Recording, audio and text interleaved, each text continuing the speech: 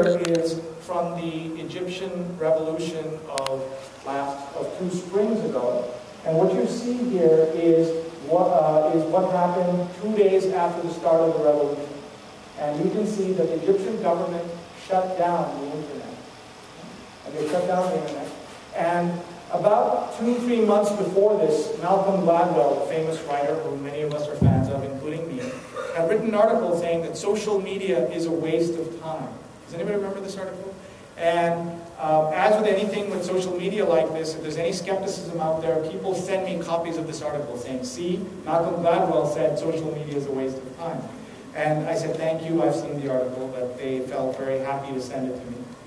And what he was saying is that social media can't really impact the world.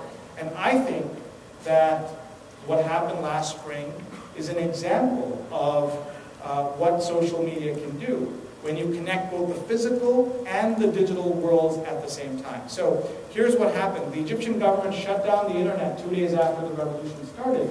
And someone had a great tweet about this. The government of Egypt shut down the internet so that Malcolm Gladwell would not be wrong. You got it? Okay. So I think the people who say that social media caused that revolution or the recent spate of attacks in the Middle East is wrong. Those people are wrong. As is Malcolm Gladwell to say that the digital stuff has no impact. I think it's a combination of doing great work and then how do you amplify it online. That's what we need to be doing and we need to be thinking about as journalists. So let me show you a couple of other examples. You might know that in China they're very, very careful about things online, right? They use social media in a very unusual way. They're able to clamp down on it, block it, block keywords on it very effectively, but they also use it as a safety valve to let people express themselves up to a point. This year, for the anniversary of Tiananmen Square, which is on June 4th, there was worry about what would happen as there is every year. As it happens, the Shanghai Stock Exchange closed down exactly on June 4th, 64.89 points. And this was taken as a sign that this was something to do with Tiananmen Square. Now, of course, in Asia, they don't use our American system of 6-4, they would have done 4-6. But still, the government, the Chinese government acted so quickly to shut down any references to the Shanghai Stock Exchange that day.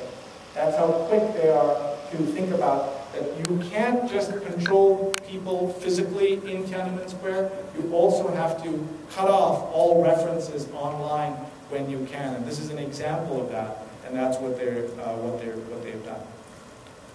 Here's an example of what's happening in social media today. This is a tweet from the U.S. Embassy in Egypt, which you've seen has been in the news for some of the things it's tweeted.